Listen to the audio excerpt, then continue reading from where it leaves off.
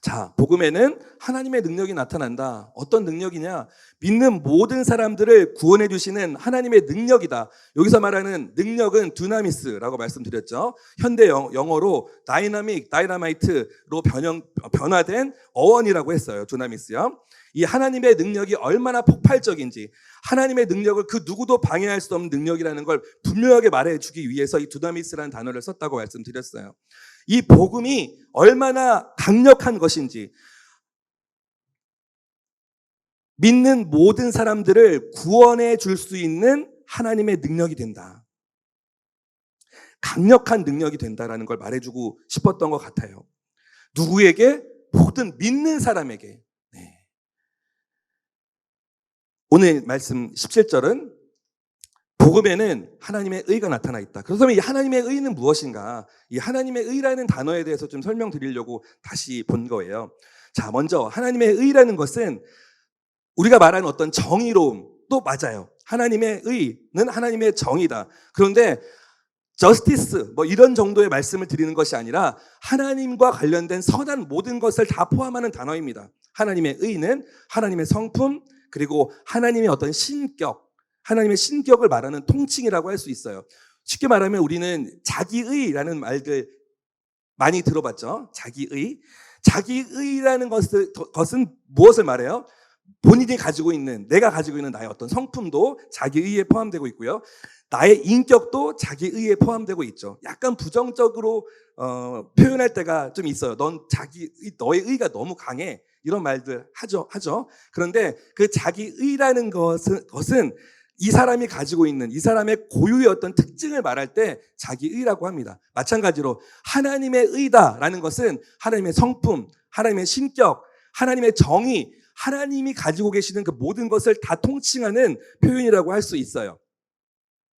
우리는 보통 내 안에 있는 나의 성향, 성품, 나의 품격 이런 걸 말할 때 자기의, 고유의 어떤 특별함, 이걸 자기의라고 하는데요. 하나님의 의라고 말할 때 그 하나님의 의는 하나님과 관계하는 대상에게 약속을 반드시 지키는 분, 이것도 하나님의 의에 포함되는 거예요.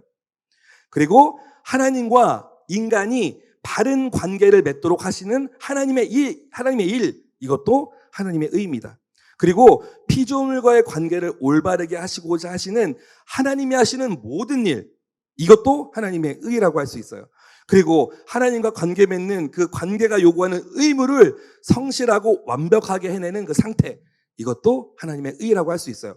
제가 이거 좀 어렵게 설명드리는 것 같아서 조금 여러분들이 좀 잘 이해해 주셨으면 좋겠는데 다시 한번 말씀드릴게요. 하나님의 의라고 하는 것은 하나님이 가지고 계시는 선한 모든 것을 말함과 동시에 하나님의 언약이 하나님의 의에서 성취되는 그 모든 것을 말합니다. 그걸 하나님의 의라고 해요. 하나님과 관계하는 대상에게 주시는 그 약속을 반드시 지키는 것도 하나님의 의입니다. 피조물과의 관계를 온전하게 하시고자 하시는 하나님이 하시는 그 모든 일, 그것을 하나님의 의라고 해요.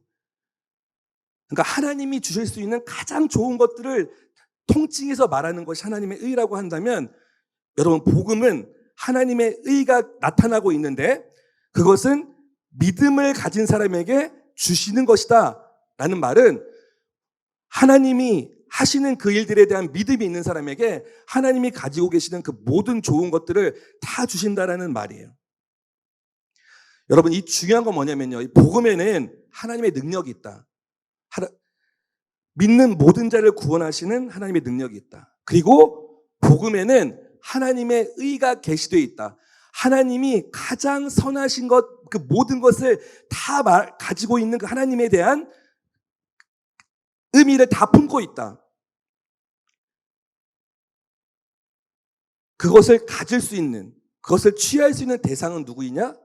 그걸 믿는 자. 그렇다면 그럼 믿음은 무엇인가? 믿음은 무엇인가라는 거죠. 교회에서 사실 가장 많이 강조하는 것이 믿음일 텐데요. 제가 이제 사람들을 만나다 보면 가끔 이제 그런 얘기를 합니다. 저도 이제 당연히 말씀을 전하다 보면 믿음을 강조할 때가 많죠. 그게 어쩌다 보면 강요로 들릴 때도 있을 거예요. 믿기 싫은 사람이 어디 있어요? 믿고 싶지 않은 사람이 어디 있겠고요. 나도 믿고 싶고 나도 그걸 믿음이라는 걸 내 마음에 갖고 싶은데 그게 잘 안 돼. 그런데 왜 목사님은 자꾸 믿어야 된다. 그런 말씀을 하시나. 그래서 마음이 좀 좋지 않은 그런 피드백을 받을 때가 있어요. 이 믿음이라는 것이 얼마나 중요한 것이냐에 대한 강조를 하다 보니까 그것이 너무 강요하는 것처럼 보이고 들릴 때가 있을지도 모르겠습니다. 그런데 1장 16절과 17절의 가장 핵심적인 단어는 뭐냐면 당연히 복음이에요. 로마서의 전체를 흐르고 있는 가장 중요한 단어가 복음이니까요. 그런데 그 복음에는 하나님의 능력이 나타난다. 그리고 그 복음에는 하나님의 의가 담겨져 있다. 이것이 우리에게 굉장히 강력한 기쁜 소식이 돼야 되는데 그것을 정말 기쁜 소식으로 받기 위해서 우리에게 필요한 것은 무엇인가? 바로 믿음이다. 이거를 강조하기 위해서 계속 매 설교 때마다 관련 없는 얘기를 할 때에도 믿음을 말씀드릴 수밖에 없는 거예요. 믿음. 그런데 이 믿음이 저도 어떤 나의 노력과 나의 의지로 생기지 않음을 저도 알아요. 네, 저도 그런 때가 있었고요. 나도 믿고 싶은데, 나도 알고 싶은데, 하나님 보여주셨으면 좋겠고, 하나님 알고 싶고, 느끼고 싶은데, 그래서 하나님 믿습니다. 라고 기도하지만 그 믿음에 대한 어떤 결과물이 나에게 돌아오지 않을 때 그것이 얼만큼 큰 낙심으로 돌아오는지 저도 알아요. 그런데 안타깝게도 제가 오늘 또 이 믿음이라는 것에 대해서 여러분에게 강조드릴 수밖에 없습니다. 네. 믿음에 대해서 한번 순모임 때 한번 나눠보세요. 과연 이것이 자연스럽게 너무 아무렇지도 않게 잘 믿어질 수 있는 사람이 과연 있을까? 그렇지 않아요. 네. 믿음에는 좀 심하게 말하면 투쟁적인 집념이 필요해요. 아주 전투적인 노력도 필요합니다. 어떤 상황에도 내가 뒤로 물러서지 않겠다라는 돌덩이 같은 그 마음이 필요할 수 있어요. 왜냐면요, 여러분, 사단이 우리가 하나님께 가까이 가지 못하도록 하는 여러 조치 중에 가장 강력한 조치는 우리의 믿음을 무너뜨리는 거거든요. 사실요, 오늘 복음에 대해서 복음을 받는 사람의 자격은 무엇인가? 딱 하나다. 믿음이다 라고 할 정도잖아요. 사단은 어떻게 하면 이 복음이 실제가 되지 않게 할까? 예수님이 십자가에서 찢겨 죽으면서까지 하나님이 하나님의 아들을 그렇게 무참하게 죽이면서까지 이것이 복음이야? 라고 우리에게 준 이 기쁜 소식을 못 알아먹게, 못 취할 수 있도록 하는 유일한 방법 하나는 안 믿게 하는 거거든요. 오직 믿음이니까. 오직 믿음이 아니면 취할 수 없는 거니까 안 믿게 하면 돼요. 안 믿게 하는 방법은 쉽습니다, 여러분. 네. 거짓말을 하면 돼요. 이거 가짜야. 이거 아니야. 에이, 그거는 일부만 그래. 특별한 사람만 그러는 거야. 너는 아직은 믿음이 약해서, 아직은 지식이 약해서 안 돼. 거짓말하면 돼요. 사단이 하는 일이 바로 그겁니다. 우리를 속이는 것, 거짓말하는 것. 여러분, 성경에도 나와 있죠? 사단은 뭐라고 그래요? 거짓말하는 자라예요. 속이는 자라 합니다. 그리고 좀 더 나아가면 우리를 참소해요. 에휴, 니까짓 게 무슨. 아유, 네가 그렇게 죄를 지으면서 무슨 네가 믿어. 그만큼 사단에게 믿음이라는 것 자체는 우리에게 있으면 안 되는 거예요. 그래서 제가 3주 동안 복음을 다 여러 번 얘기했기 때문에 이제 여러분의 언어로 복음이 무엇인지에 대해서 여러분 스스로 말할 수 있을 거예요. 저는 그렇게 믿어요. 아주 간단하게 복음은 구원입니다. 하나님이 예수님을 통해서 우리의 영혼을 살려주신 거잖아요. 이전에 나로 사는 것이 아니라 이제는 새로운 존재로 살게 하신 게 복음 아닙니까? 그런데 그것을 믿느냐 안 믿느냐는 이제 우리의 몫인 거죠. 네. 그만큼 믿음이 중요한 거예요. 그래서 여러분, 그것이 버거울 수 있어요. 나도 믿고 싶다고요. 나도 알고 싶다고요. 그런데 잘 알아지지 않아요. 그리고 잘 믿어지지 않아요. 그렇게 투정 부릴 수 있어요. 얼마든지. 그런데 거기서 멈추면 안 돼요. 너무 미안하지만, 강요하는 것 같지만 또 나아가야 합니다. 또 나아가야 해요. 좀 더 심하게 말해볼까요? 어금니가 부서질 정도로 악물고, 그래도 내가 믿습니다. 그래도 믿습니다. 이런 투쟁적 집념이 필요한 부분이 있어요. 모르겠어요. 여러분들이 듣는 여러 가지 설교들 중에 이런 좀 무겁고 좀 뭐랄까 좀 부담스럽게 말하는 설교를 접해 본 적이 있는지 모르겠어요. 하나님이 하십니다. 하나님이 여러분을 사랑하셔서 다 그렇게 되게 하실 거예요. 하나님이 여러분을 늘 지켜보고 계세요. 할렐루야. 저도 이렇게 부드럽게 말할 수 있어요. 얼마든지. 그런데 여러분, 저는 저의 연약함을 너무나 잘 알고, 제가 그래서 저라는 존재를 일반화시키려고 하는 건 절대 아니지만, 제가 경험해본 많은 사람들, 그리고 저에게 상담해오는 여러 가지 케이스들을 보면, 그래, 너도 연약하구나. 나도 연약한데. 이런 마음들을 늘 이신점심으로 느끼기 때문에 제가 안타까운 건 그거예요. 포기하지만 마라. 내려놓지만 마라. 조금만 버텨봐. 그런데 버티림이 조금 있는 사람한테는 싸워 이겨. 투쟁적으로. 성경에는 뭐라고 나와 있어요? 죄와 맞서 피 흘리기까지 싸워본 적 있는가? 피 흘리기까지.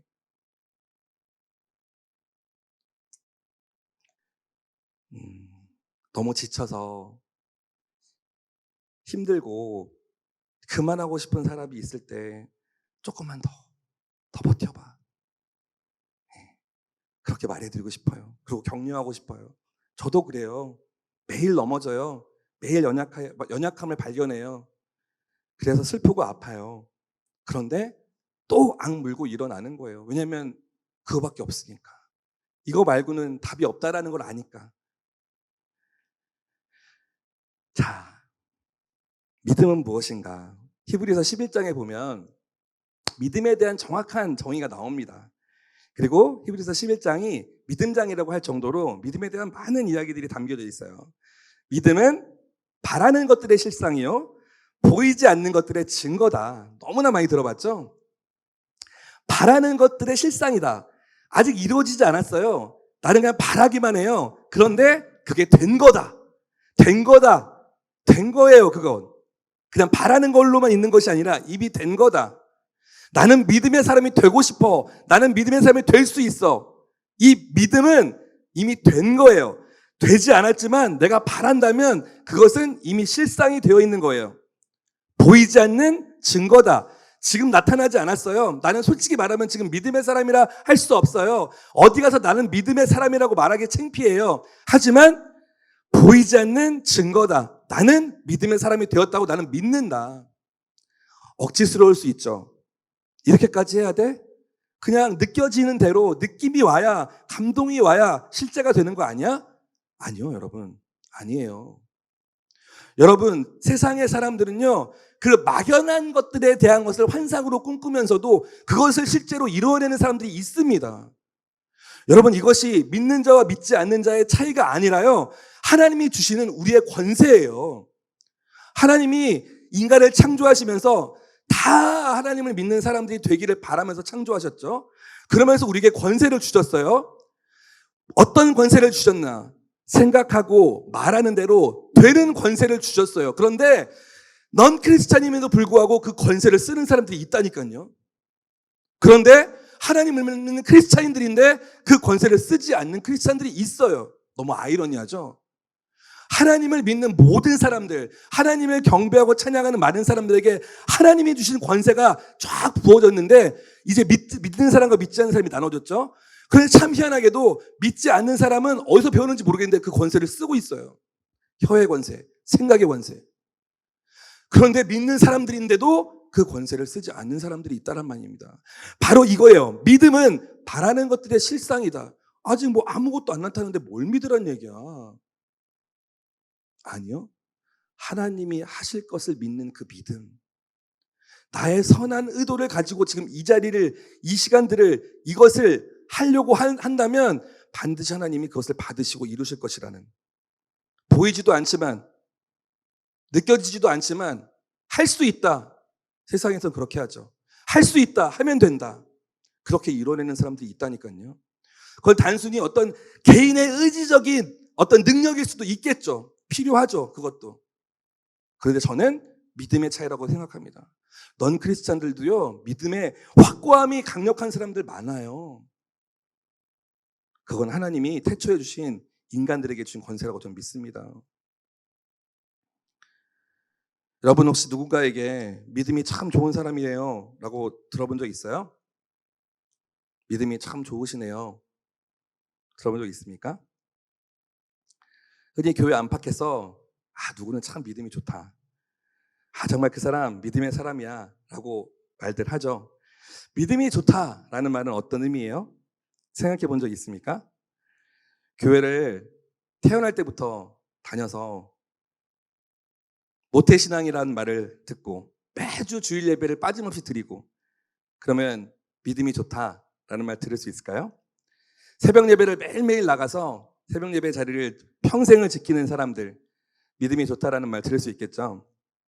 교회에서 리더를 하고 또 순장을 하고 교회를 열심히 섬기는 사람들도 믿음의 사람이라고, 믿음이 좋다라는 말 들을 수 있겠죠.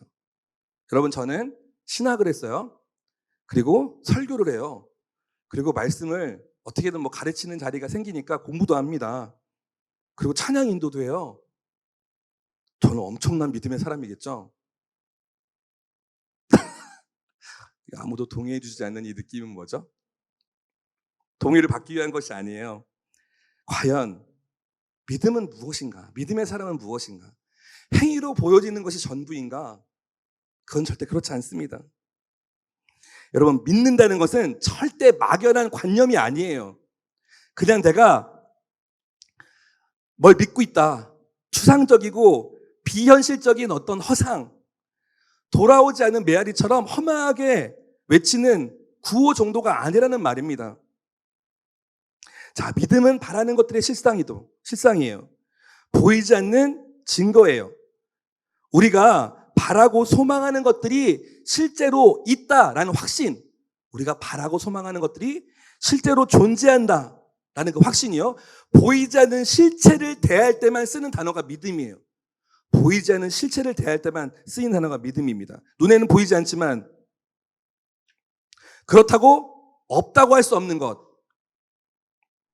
보이지는 않지만 사실은 실제로 존재하고는 있는데 어떤 실체가 보이지 않기 때문에 우리가 써야 하는 단어가 믿음이라는 단어입니다. 우리 주변에는 보이는 실제가 있고 보이지 않는 실제가 있죠. 나무를 예를 들면 나무의 줄기나 가지나 이파리, 나무의 열매, 보이는 실제죠. 보이지 않는 실제는 뭐예요? 그 나무를 살아나게 하는 나무의 생명, 생명력, 바람, 공기, 보이지 않는 실제죠. 우리가 믿음을 말할 때 이 보이지 않는 실제를 대할 때만 믿음이라는 단어를 씁니다. 살다 보면 이 보이지 않는 실제가 더 중요한 경우가 훨씬 많아요. 마음, 생명, 사랑, 눈에 보이지 않죠. 하나님. 이 보이지 않는 실체를 대할 때 우리는 믿음이라는 단어를 씁니다. 비록 눈에는 보이지 않아도 반드시 존재하고 있는 그 실제를 대할 때 믿음이 필요한 거죠.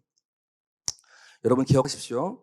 하나님이 약속하신 것들 있잖아요. 우리에게 성경 66권, 이 말씀 안에 하나님이 주신 그 약속들은요, 오직 믿음으로만 소유가 가능해요. 오늘 요즘 우리가 말하고 있는 이 복음이라는 것도 오직 믿음에 의해서만 소유가 가능합니다. 여러분이 십자가를 믿을 때 여러분은 이제는 새로운 존재가 되었어요. 이걸 무엇 근거로 믿으시겠어요? 오직 믿음으로만 취하는 거예요, 그것은. 그리고 믿음으로 선포하는 겁니다. 나는 새로운 존재가 되었어. 아무리 내 머리로 이해하고 동의를 했다고 해도 여러분, 그것이 실제로 옮겨지지 않으면 믿었다라고 말할 수 없는 거예요. 그리고 꼭 말하지 않아도 행동으로 어떤 행동이 보여지면 정말 믿고 있구나라고 알 수 있는 거죠. 제가 좋아하는 김용희 선교사님이 늘 이렇게 말하죠. 나를 움직일 수 없는 믿음은 결코 믿음이 아니다. 네, 나를 움직일 수 없는 믿음은 결코 믿음이 아니다. 그것이 진정한 믿음이라면 나를 움직이게 한다는 거예요. 네, 하나님이 나를 위해서 특별한 계획과 특별한 약속을 갖고 계신다. 그것을 믿는다면 버틸 수 있는 거예요. 기다릴 수 있는 겁니다. 비바람이 몰아치고 외로움이 찾아와도 그 어려움들이 참 나를 실망시키지만 또 일어날 수 있는 거예요. 그것이 믿음입니다. 믿음은 기다리고 인내하는 거라고 밖에는 말씀을 못 드리겠어요. 견디는 거예요. 주님 도대체 언제까지입니까? 이 기다림의 시간들이 그냥 절망으로 이어지는 거 아닙니까? 라는 두려움이 생길 때가 있죠. 이거 그냥 이대로 끝나는 거 아니야? 이렇게 기다리다가 그냥 망연자실 서 있어야 되는 거 아니야? 그렇게 생각할 때가 얼마나 많습니까? 그런데 여러분, 그런 두려움이 나를 믿지 못하게 하는 것이 아니라, 그런 두려움 때문에 믿음이 안 생기는 것이 아니라 믿지 않기 때문에 두려운 거예요. 두려워서 믿음이 안 생기는 것이 아닙니다. 우리가 믿지 않기 때문에 두려움이 생기는 거예요. 자, 우리의 믿음의 대상에 대한 우리의 시선, 결코 놓지 않는 것. 우리 믿음의 대상에 대한 시선을 결코 놓치지 마십시오. 스스로 말씀하신 그 약속의 말씀들을 결코 뒤집을 수 없는 존재가, 그 유일한 존재가 바로 하나님이에요. 본인이 한 말을 결코 뒤집을 수 없는 존재입니다. 그것이 바로 하나님의 의예요. 처음에 말씀드린 본인이 약속한 그 약속을 결코 뒤집을 수 없는 존재. 하나님의 의가 그 안에 있습니다. 그만큼 하나님의 의는 신실한 거예요. 믿을 수 있는 약속입니다. 스스로 말씀하신 그 약속의 말씀을 반드시 이루시고야 마는 하나님을 바라보는 것. 그것이 우리가 하는 일이에요. 여러분, 성경에, 오늘 말씀 한 절만 다시 볼게요. 28절, 1장 28절이요. 28절 보여주세요. 시작. 더구나 그들이 하나님을 아는 지식을 하찮게 여김으로 하나님께서는 그들을 타락한 마음대로 내버려 두셔서 합당치 못한 일을 하게 하셨습니다. 무엇을 하찮게 여긴대요? 하나님을 아는 지식을 하찮게 여긴대요. 자, 저와 여러분에게도 동일하게 적용이 되는 거예요. 이 하찮게 여긴다는 이 표현이 좀 우리의 마음을 껄끄럽게 하지만, 여러분, 하나님을 아는 지식을 쌓기 위해서 얼마나 여러분의 일을 하고 계십니까? 하나님을 아는 지식을 쌓는 일을 소홀히 하는 것은요, 여기 나와 있는 대로 하나님을 아는 지식을 하찮게 여긴다고 할 수밖에 없어요. 제가 여러 번 말씀드리죠. 우리의 생각을 바꾸는 것은 우리 지식입니다. 지식이 쌓여야 생각이 달라져요. 하나님을 아는 지식이 쌓여야 하나님에 대한 생각이 바뀌고 하나님의 뜻에 맞춘 인생을 살아갈 수 있어요. 우리의 기도가요, 여러분 대부분 기도 제목을 받아보면요, 하나님 뜻대로 살고 싶어요. 하나님의 뜻이 무엇인지 궁금해요. 라는 기도 제목이 많습니다. 우리가 늘 손쉽게 할 수 있는 기도 제목이잖아요. 그런데 하나님의 뜻을 알고 싶다면, 하나님의 생각을 알고 싶다면 하나님을 아는 지식을 쌓아야 됩니다. 아멘. 네. 자, 자신이 말한 자신의 약속을 결코 반드시 지키시는, 반드시 이루고야 마시는 그 하나님을 믿음의 눈으로 바라보는 것입니다. 자, 복음의 능력, 하나님의 능력, 그리고 하나님의 의는 믿음으로만 취할 수 있다고 했습니다. 그 믿음으로 취하는 사람들에게는 복음의 능력이 나타나고, 그 복음의 능력은 사람을 변화시키는 능력이에요. 복음의 능력을 두려워하는, 복음의 능력이 드러나는 것을 두려워하는 어둠의 영이 반드시 실제합니다, 여러분. 복음도 실제지만 복음의 능력이 드러나는 것을 철저하게 방해하고자 하는 그 어둠의 영도 여러분 실제하고 있어요. 저는 저와 여러분의 그 영적인 감각이 살아나기를 바랍니다. 하나님은 영이세요. 하나님은 영이시기에 우리의 영혼 가운데서 일하십니다. 어둠의 영도 반드시 실제하고 있어요. 그 어둠의 영은 하나님이 주시고자 하시는 아름다운 것들을 어떻게든 방해하려고 합니다. 저와 여러분에게 어떻게 하면 하나님이 주시는 것을 못 가지게 할까? 복음의 능력을 펼치지 못하게 할까? 사단의 유일한 목표예요. 하나님과 우리를 조금이라도 멀어지게 하는 것. 여러분, 단 1mm라도 그것이 평행선이라면 결코 만나지 못하잖아요. 단 1mm 차이라도 하나님과 아무리 가까우려고 해도 그 1mm 차이라도 만들어버리는 게 사단의 일이에요. 계속 평행선만 걷게 하는 것. 그러다가 지치게 만드는 것이요. 여러분의 감정을 이용할 거예요. 여러분의 환경, 여러분의 성격과 관계를 이용할 겁니다. 최초로 인간과 하나님을 멀어지게 만든 바로 그 사건이 선악과 사건이죠. 이걸 네가 먹으면 너 하나님처럼 될 거야. 그럴듯한 말로 속여서 하와가 그걸 먹게 하고 아담이 하와에 의해서 또 그걸 먹게 되죠. 여러분 잊지 마시길 바라요. 사단은 속이는 영입니다. 거짓말하는 영이에요. 어떻게 하면 우리를 하나님으로부터 떨어뜨려 놓을까? 어떻게 하면 조금의 틈이라도 만들어서 하나님과 적절한 거리를 유지하면서 평행선을 걷게 할까? 이것이 바로 어둠의 영이 하는 일이에요. 복음의 능력이 드러나지 못하게 하는 그 일이라면 무슨 일이든 가리지 않고 할 것입니다. 여러분, 복음의 능력이 가장 분명하게 드러날 수 있는 자리는 아울리치의 자리예요. 선교의 자리입니다. 그 복음의 능력을 드러나지 못하게 하기 위해서 팀 안에서 갈등을 만들어요. 리더십들끼리 갈등을 하게 합니다. 좋지 않은 어떤 이상한 어떤 증상들이 생길 때마다 그것을 계속 부풀려요. 별거 아닌데도 불구하고. 왜요? 하나님이 일으키시는 복음의 능력을 드러내는 통로들을 다 막아버리기 위함이겠죠.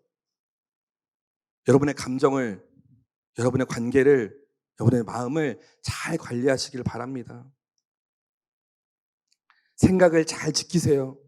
하나님이 주신 생각으로 여러분의 생각과 마음과 중심을 잘 지키시기를 바랍니다. 자, 이제 오늘 말씀을 좀 볼게요. 18절부터요. 자, 이 복음의 능력을 드러내는데 가장 우리를 어렵게 하는 것은 무엇인가? 우리가 반드시 해결해야 될 것이 무엇인가? 바로 죄의 문제입니다. 로마서 1장 18절부터요 3장 20절까지는 이 죄에 대한 이야기로 계속 우리의 모습들을 말하고 있어요. 그리고 죄에 대한 문제가 해결되지 않으면 복음의 능력을 얻을 수 없다라는 것을 분명하게 말하고 계십니다. 자, 오늘 말씀이요. 17절에 복음에는 하나님의 의가 나타나서 믿음으로부터 믿음에 이르게 합니다 라고 끝났어요. 그런데 바로 이어지는 18절에 하나님의 진노가 라고 시작해요. 하나님의 진노가 불의로 진리를 막는 자들의 모든 불경건과 불의에 대해서 하늘로부터 나타납니다. 18절 보여주세요. 한번 읽어볼게요. 같이 시작. 하나님의 진노가 불의로 진리를 막는 자들의 모든 불경건과 불의에 대해서 하늘로부터 나타납니다. 제가 이거를 조금 풀이해 볼게요. 하나님의 진노가 불의로 진리를 막는 자들, 죄인들이라는 말이에요. 모든 불경건과 불의에 대해서, 모든 죄에 대해서 하늘로부터 나타납니다. 죄인들의 모든 죄에 대해서 하늘로부터 나타난다 라고 말씀하십니다. 왜 굳이 그냥 좋은 이야기들로 우리를 격려하고 우리를 좀 이렇게 세워주시는 이야기들로 그래서 복음이 기쁜 소식이 되도록 해주시면은 얼마나 좋겠어요. 그런데 굳이 우리가 저지르는 그 수많은 죄의 단어들을 열거하시면서 왜 이것을 먼저 해결하지 않으면 복음이 온전히 기쁜 소식이 되지 못한다라고 하셨을까?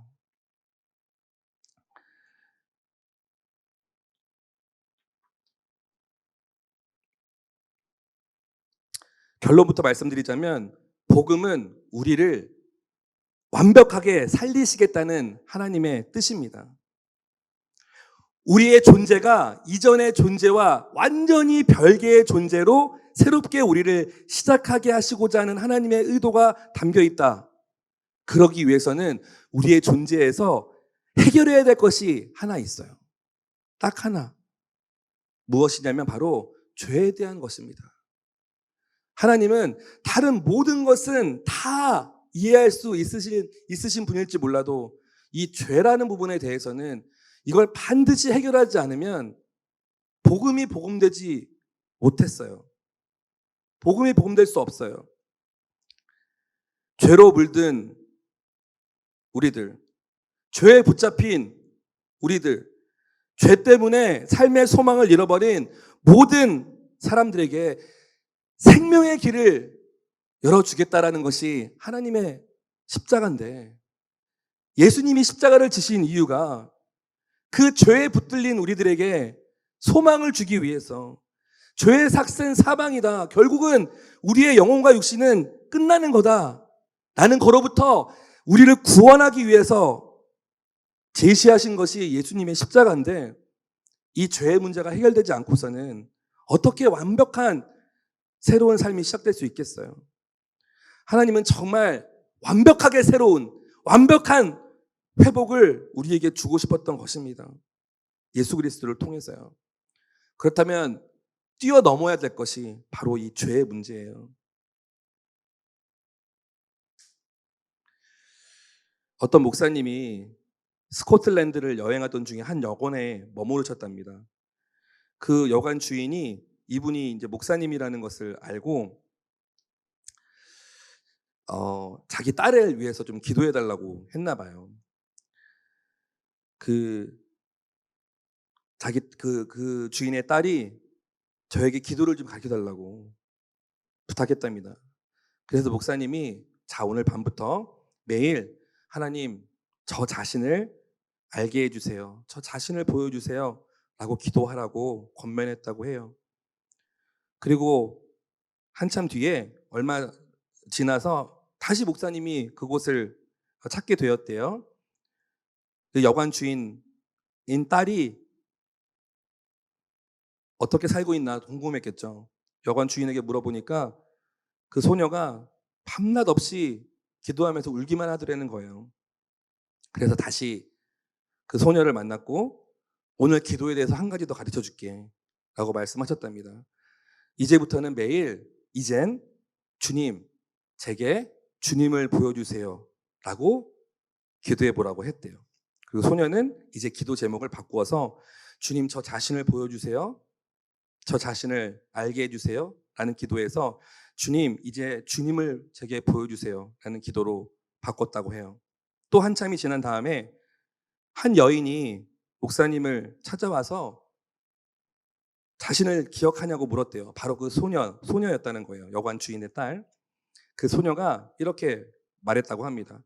처음에 나 자신을 보여달라는 기도를 했을 때는 하나님이 저의 추악함을 보여주시더라는 거예요.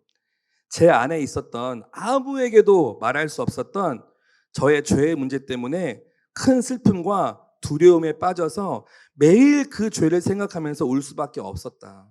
그 고백을 하더라는 거예요. 그런데 두 번째로 방문하셨을 때 저에게 기도를 새롭게 알려주셨죠. 주님, 제게 주님을 보여주세요. 그렇게 기도하자 하나님은 하나님의 사랑과 예수님의 십자가를 보여주셨어요 라고 고백했대요. 그 후에 제 안에 있던 모든 죄의 짐들이 사라지고 비로소 저는 행복한 크리스찬이 되었습니다 라고 말했답니다. 여러분, 십자가를 통한, 예수님의 십자가를 통한 복음은 그 복음을 알기 위해서, 취하기 위해서는요, 먼저 우리의 참모습을 알아야 돼요. 그리고 우리를 위해 십자가를 지신 예수님을 알게 되는 겁니다. 오늘 18절부터 32절까지 하나님은 우리가 얼마든지 쉽게 저지를 수 있는 죄에 대해서 쭉 나열해 주십니다. 왜 그래야만 하는가? 복음이 진정한 복음이 되기 위해서는 이 죄된 나의 모습이 명확하게 드러나고 죄된 나의 모습에 대해서 가슴을 치며 애통해야 하고 이제 나는 어떻게 해야 되지? 이제 나는 무엇을 소망으로 살아야 되지? 나라는 존재에 대한 철저한 절망, 나라는 존재에 대한 극단적인 슬픔을 경험해야만 참된 소망이 되시는 예수 그리스도의 십자가를 붙잡을 수 있다는 거예요. 여러분, 복음은요, 결국 영혼 구원에 대한 답을 제시하는 겁니다. 내 영혼이 어떻게 구원이 될 것인가? 우리가 구원의 대상이라는 것을 먼저 알아야 되고요. 구원의 대상인 우리의 존재, 실체가 어떤 것인지를 알아야 합니다. 그렇다면 복음은 정말 우리에게 기쁜 소식이라는 것을 알게 될 거예요. 구원의 대상인 우리에게 창조자이신 하나님만이 할 수 있는 방법으로 그 계획, 놀라운 계획으로 구원의 조치들을 마련해 주셨는데 그게 바로 십자가였던 거죠. 십자가가 왜 유일한 구원의 조치였단 말인가? 십자가에서 예수님이 우리가 가지고 있는 모든 죄와 허물을 다 가지고 죽으셨고 뿐만 아니라 그 자리에서 나도 죽었고 이제 새로운 생명으로 예수님이 부활하심과 동시에 그 예수의 생명이 나의 생명이 되었다라는 것, 이것이 복음이잖아요. 나의 열심과 나의 노력과 나의 의로 복음이 복음되는 것 절대 불가능합니다. 제가 말씀드렸지만 믿음으로 밖에는 이것을 취할 수밖에 없어요. 예수님이 우리의 죄를 다 지심으로 십자가에서 죽으셨다라는 걸 속죄 하셨다 하잖아요. 이 속죄라는 단어는 영어로 제가 한번 설명드린 적이 있어요. 어톤먼트라고 해요. A-T-O-N-E-M-E-N-T, 어톤먼트요. 이 단어를 좀 분석해 보면, 분리해서 분석해 보면요, 세 단어가 합쳐진 합성어입니다. AT요, at이죠. 어디에를 뜻하는 AT. 그리고 하나를 뜻하는 one. 그 다음에 어떤 상태나 결과를 의미하면서 명사형으로 만들어주는 month가 있죠. 어톤먼트. 이렇게 세 개가 조합된 거예요. 즉, 어톤먼트, AT, ONE, MENT는 하나의 상태에 있게 되었다라는 말이에요. 하나의 상태에 있게 됨. 무슨 말이냐? 속죄라는 것은 예수님과 하나의 상태에 있게 되었다라는 것이죠. 속죄는 예수님과 하나가 됐다라는 걸 말하는 거예요. 즉, 이전에 나는 다 사라졌고 이제 예수와 하나 된 존재로 새로운 피조물로 살 수 있다는 걸 말하고 있는 거죠. 그게 바로 속죄라는 것입니다. 하나님의 진노가 부어지는 그 모든 심판 앞에서 예수 그리스도의 십자가를 통해서 우리의 실상이 드러나고 그리고 그 실상이 예수님의 십자가의 보혈로 사라지고 그 실체가 그리고 우리는 완벽한 새로운 존재가 된다는 거예요. 여러분이 짓고 있는 죄를 떠올릴 수 있어요? 생각으로 또는 몸으로 또는 마음으로 그 누구에도 말할 수 없는 그 죄를 여러분 말할 수 있습니까?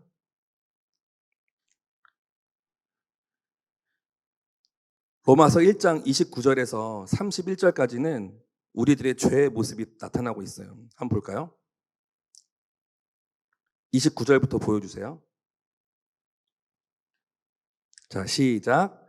그들은 온갖 불의와 악행과 탐욕과 악의로 가득 차 있으며 질투와 살인과 다툼과 사기와 악독으로 가득 차 있습니다.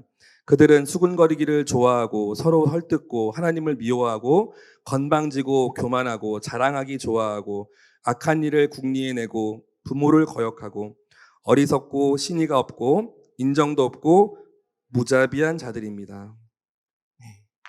이 21가지의 죄의 모습이 있습니다. 불의, 악행, 탐욕, 악의, 질투, 살인, 다툼, 사기, 악독, 수군거리기를 좋아하고 서로를 헐뜯고 하나님을 미워하고 건방지고 교만하고 자랑하기 좋아하고 악한 일을 궁리해내고 부모를 거역하고 어리석고 신의가 없고 인정도 없고 무자비한 자다. 이 모습 중에 하나라도 가지고 있다면 죄인임을 부인할 수는 없겠죠. 성경이 모든 사람들을 죄인이라고 단정하는 이유는 법률적으로 죄를 지었다. 비록 법률적으로는 죄를 저지르지 않았다 하더라도 사람은 누구나 죄의 본성을 지니고 있기 때문입니다. 우리는 세상에서 법의 잣대로 죄인이냐 죄인이 아니냐를 가르지만 성경은 그렇지 않아요. 우리는 태생적으로 죄인된 존재일 수밖에 없다. 아담으로부터 물려받은 죄의 유전자가 평생 모든 자손들에게 물려질 수밖에 없다. 그래서 성경에는 극단적으로 그렇게 얘기합니다. 우리가 죄를 짓기 때문에 죄인이 아니라 우리 존재 자체가 죄이기 때문에 우리가 하는 모든 행동은 다 죄된 행동이다라고 말할 정도예요. 혹시 자신이 나는 죄인이 아니다 라고 생각한다면 그 내면 안에는 어떤 증오나 추한 생각이나 음욕이나 탐심이 없어야겠죠. 그런 거 이거로부터 자유로운 사람이 누가 있습니까? 네. 하나님은 이 부분을 반드시 짚고 넘어가셔야 했고 정말 새로운 피조물로 우리를 새롭게 세우기 위해서는 이 죄의 문제가 해결되지 않고서는 결코 불가능했습니다. 사람을 어떻게 분류하느냐에 따라서 세 가지 종류의 사람으로 분류할 수 있는데 하나는 본능적인 사람이에요. 또 하나는 철학적이고 도덕적인 사람입니다. 또 하나는 영적인 사람이에요. 우리는요, 이 세 가지를 다 아우르고 있어요. 이 세 가지 범주를 왔다 갔다 합니다. 어떤 때는 영적인 것 같을 때도 있고, 어떤 때는 지극히 본능적일 때도 있고, 또 어떨 때는 철학적인 면을 가지고 있죠. 자, 오늘 말씀에 하나님의 진노가 하늘로부터 내려온다 라고 되어 있어요. 본능적으로 자신의 욕망만을 위해서 사는 사람들에 대해서 하나님은 진노하십니다.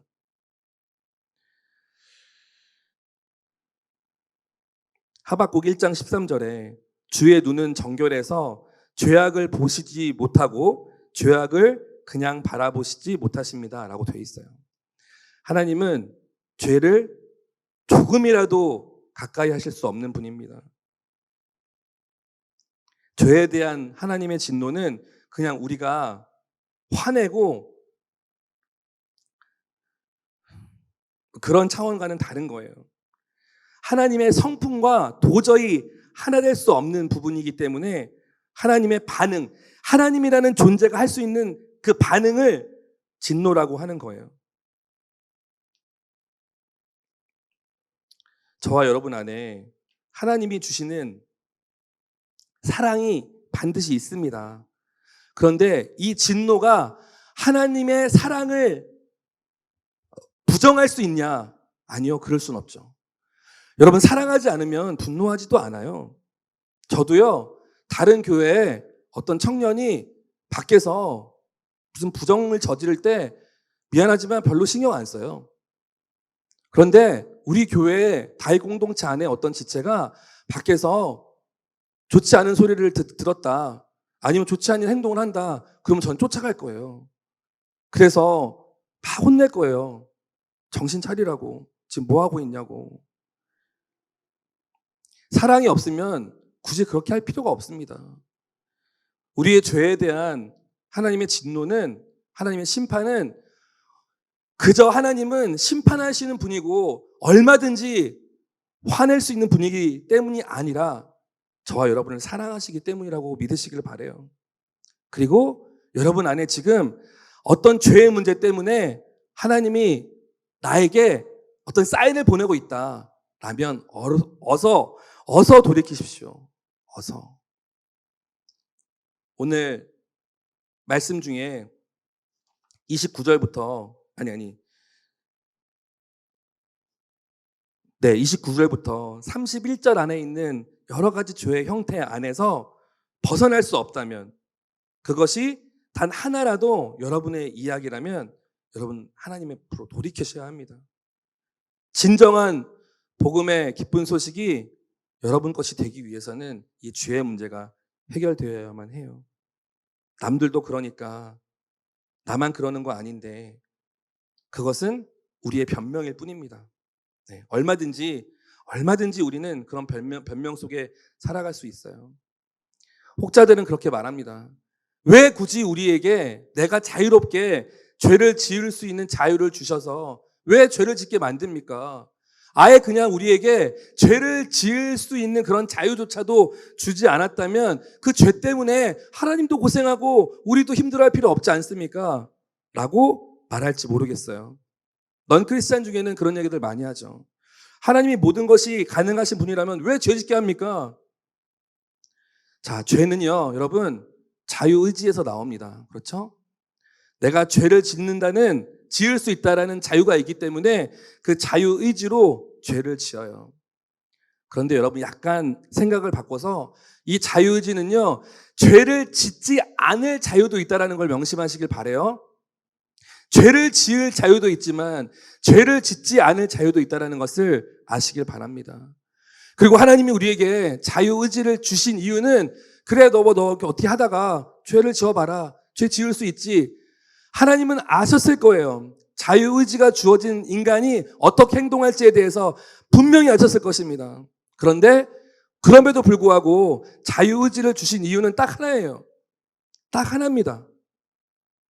도저히 포기할 수 없었던 그 한 가지 때문에 인간이라는 존재가 자유의지를 가지고 나에게 등을 돌릴 수 있다는 사실을 아시면서도 그 하나 때문에 우리에게 자유의지를 주실 수밖에 없었어요. 무엇이냐? 바로 사랑입니다. 자신이 창조한 자신의 피조물과의 사랑의 관계를 유지하기 위해서 필요했던 건 자유의지였어요.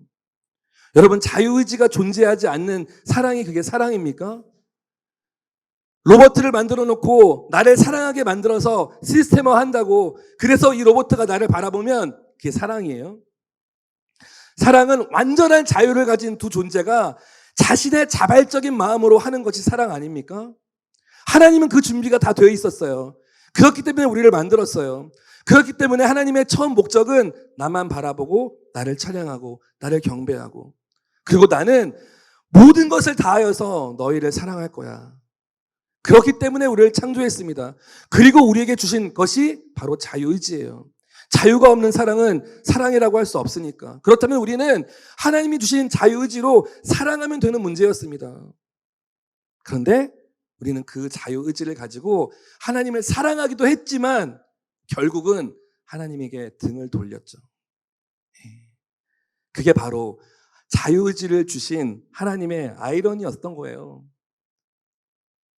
우리가 죄 짓기를 싫어하셨다면 죄 지어서 벌어질 그 수많은 진노와 심판을 철저하게 사전에 막으려고 했다면 자유의지를 안 주면 그만입니다.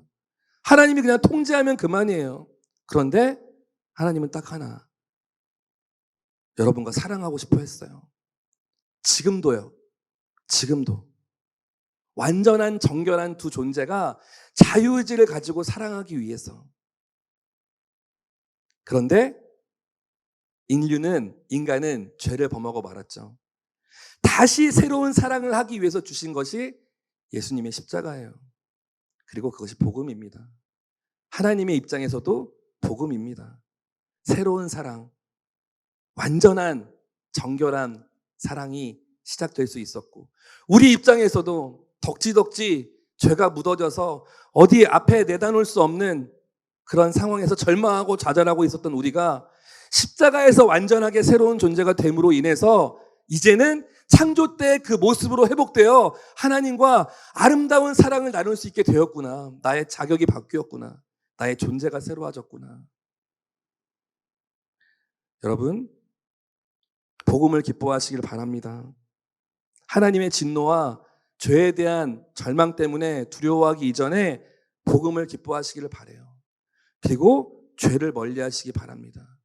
죄를 지을 자유, 여러분에게 주어진, 저와 여러분에게 주어진 죄를 지을 자유는요, 원래 하나님을 사랑하는 데 쓰기 위한 자유였어요. 자발적으로 하나님을 사랑하도록 하기 위해서 주신 자유입니다. 그 자유를 다른 곳에 낭비하지 않기를 바라요. 이 시간에 제가 굉장히 긴 말들을 오래 했습니다.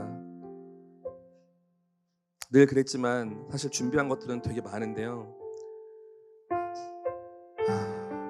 잘 풀어내지 못하고 있는 것 같아서 오늘 좀 안타까웠어요. 죄에 대해서는 사실 저도 할 말이 많죠. 저 자신의 얘기만 해도 아마 재밌을걸요?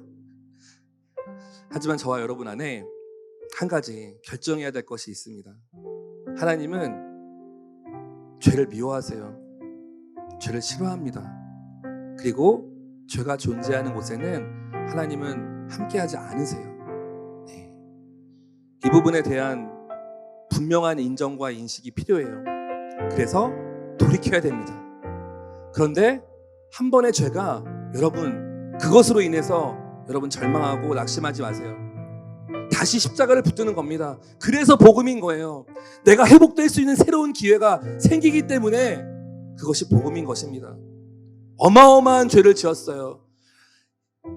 세상에 있는 모든 사람들이 손가락질하는 그런 죄를 지었다 하더라도 여러분 다시 일어날 수 있는 이유는 우리에게 십자가가 있기 때문이에요. 남들이 너 참 뻔뻔하다, 사단이 참수할 거예요. 그런 죄를 지어놓고도 네가 다시 하나님을 바라본다고? 십자가?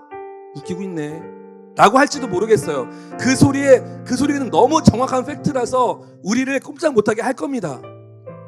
하지만 그럴수록 더욱이요. 제가 말씀드렸죠. 투쟁적 진념. 하나님이 날 살리셨어. 웃기지 마. 하나님이 나를 새롭게 하시기 위해서 나에게 십자가를 주셨다는 걸 난 믿어. 여러분 이것이요 누가 보면 정말 손가락질 받을 만한 일일 수 있어요. 그 뻔뻔스러움에. 하지만 하나님은 그걸 원하세요. 여러분 사단 앞에서 뻔뻔해지십시오. 여러분을 손가락질하는 그 사람들의 속삭임에 여러분 당당해지세요. 그리고 돌이키지 마세요. 돌아가지 마세요. 하나님께로만 돌이키세요. 십자가를 바라보세요. 십자가를 붙드세요.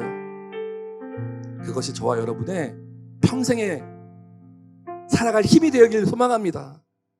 우리의 힘은 십자가밖에 없어요. 우리를 새롭게 할 수 있는 유일한 존재이기 때문에, 하나님이 만들어 놓으신 죄에서 돌이킬 수 있는 유일한 조치이기 때문에, 유일한 조치요. 여러분의 슬픔, 낙심, 낭망 마찬가지입니다. 그 슬픔에서 다시 돌아올 수 있는, 다시 회복될 수 있는, 다시 일어날 수 있는 그 조치가 십자가예요. 새롭게 되었어.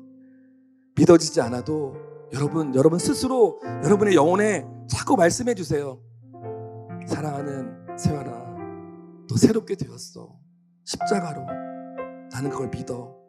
그리고 이 힘으로 일어날 거야. 사랑하는 다희 공동체 한 사람 한 사람, 우리 청년 여러분, 여러분이 낙심해서 일어날 힘이 없을 때, 누군가 한 명도 나에게 격려와 응원이 되어주지 않을 때 여러분 스스로 격려하세요. 사랑하는 세환, 십자가로 일어나자. 하나님이 약속하셨어. 그 약속 지키실 거라고 나는 믿어. 그 집념으로 여러분은 스스로 일어나시기를 바랍니다.